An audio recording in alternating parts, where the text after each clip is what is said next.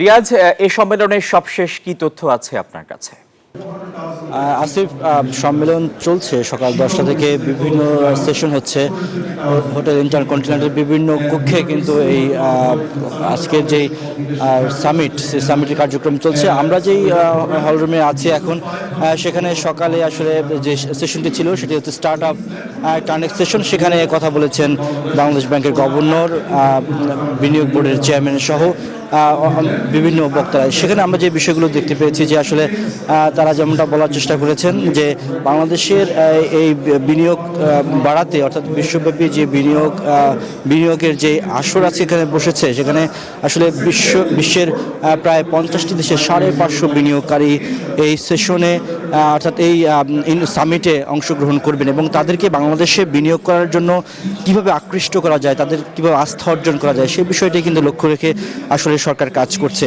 এবং তাদেরকে আসলে আশ্বস্ত করার চেষ্টা করা হবে যে এখানে বাংলাদেশে বিনিয়োগ করা সবচেয়ে বেশি নিরাপদ এবং এই বিনিয়োগের মাধ্যমে যারা বিনিয়োগকারী তারা যেমনটা লাভবান হবে, ঠিক তেমনি বাংলাদেশের মানুষও এই বিনিয়োগের মাধ্যমে বাংলাদেশের অর্থনীতি আরও গতি পাবে। আপনি জানেন যে বাংলাদেশে এর আগে বিপুল সম্ভাবনা থাকার পরেও কিন্তু সেভাবে আসলে খুব বেশি বিনিয়োগের বাজার দেখা যায়নি বা খুব বেশি বিনিয়োগ হয়নি।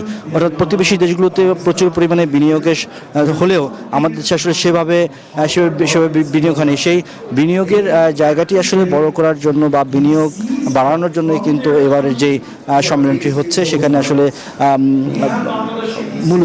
মূল লক্ষ্য হচ্ছে যে বিদেশি বিনিয়োগ দেশে বাড়ানো, এবং সেই লক্ষ্যে কিন্তু কাজ করা হচ্ছে। এবং এই সম্মেলনটি শুরু হয়েছে আজকে থেকে, এটি চলবে 4 দিন পর্যন্ত। আগামী 9 এপ্রিল প্রধান উপদেষ্টা ডক্টর মোহাম্মদ ইউনূস এটির উদ্বোধন করবেন। সেখানে তিনি এই বিনিয়োগকারীদের উদ্দেশ্যে হয়তো বার্তা দেবেন যে বাংলাদেশে বিনিয়োগ করলে পরে কতটা নিরাপদ হবে আগামী অর্থনীতি এবং বাংলাদেশের সাথে বিশ্বের যে সম্পর্ক সেটি কীভাবে আরও ত্বরান্বিত করা যায়, সেই বিষয়গুলো কিন্তু সেখানে উত্থাপন করা হবে। এছাড়া আপনাকে বলি যে এই বিনিয়োগের মাধ্যমে কিন্তু বিনিয়োগের যে বিনিয়োগের কিন্তু দেশি বিদেশি উদ্যোক্তাদেরকে আকৃষ্ট করার বা আস্থা অর্জন করার জন্য কিন্তু আপনার দেশের রাজনৈতিক দলগুলোকে কিন্তু এখানে আহ্বান করা হয়েছে, অর্থাৎ তাদের কাছ থেকেও একটি প্রতিশ্রুতিতা বিনিয়োগকারীরা পায়, সে বিষয়টিও কিন্তু এখানে থাকবে। তো এই ছিল আমার কাছে বিনিয়োগ সম্মেলন থেকে সবশেষ তথ্য। আসিফ। রিয়াজ সুমন, আপনাকে ধন্যবাদ। বান্ডেল থাকলে প্রতি সেনমানিতে টাকা বাঁচবে।